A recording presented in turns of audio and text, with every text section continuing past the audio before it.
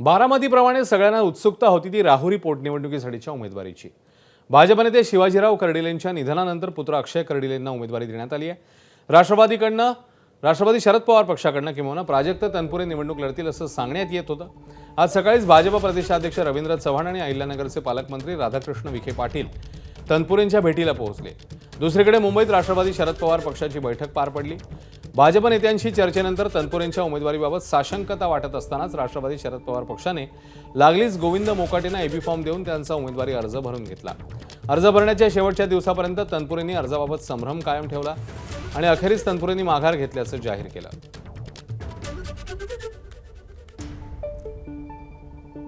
महाविकास आघाडीचा लढा हा अनोखी निवडणूक खऱ्या अर्थाने तुम्हाला इथं राहुरी मतदारसंघात पाहायला मिळणार आहे। इथून मागे तुम्हाला कधीही अशी निवडणूक पाहायला मिळणार नाही।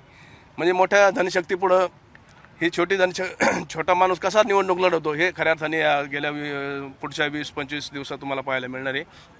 इथं राहुरी मतदारसंघामध्ये महाविकास आघाडीचा उमेदवार गोविंद मोकाटे हा निवडून येत असतो आणि सगळ्या जनतेचे मला आशीर्वाद देते। खऱ्या अर्थाने आशीर्वादाला यश आलं आणि आज मला पवार साहेबांनी माझ्यावर विश्वास दाखवला। मी आज उमेदवारी अर्ज दाखल केला। दरम्यान मुख्यमंत्री फडणवीसांनी पोटनिवडणूक न लढण्याची विनंती तनपुरेंना केली होती। तसंच राहुरीच्या सर्वांगीण विकासासाठीच्या मुद्द्यांना त्यांनी सकारात्मक प्रतिसाद दिल्याचं म्हणत तनपुरेंनी पोटनिवडणूक न लढवण्याचा निर्णय घेतल्याचं स्पष्ट केलं आहे। तर राष्ट्रवादी शरद पवार पक्षाचे प्रदेशाध्यक्ष शशिकांत शिंदेंनी तनपुरेंच्या माघारीबाबत काय वक्तव्य केलंय ते पाहूया। मी खरं सांगतो, त्यांनी वेटीस वगैरे धरलेलं नाही। त्यांची पहिल्यापासूनची निवडणूक न लढवण्याची इच्छा होती।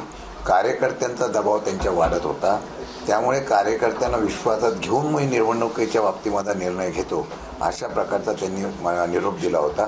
शेवटी त्यांची मानसिकता नव्हती ही वस्तुस्थिती आहे, त्यामुळे त्यांनी माघार घेतले असेल। ते भाजपबरोबर ते बोलणी करायला गेलेले नव्हते, भाजपचे नेते त्यांच्याकडे गेले होते। एबीपी माझा, उघडा डोळे बघा नीट।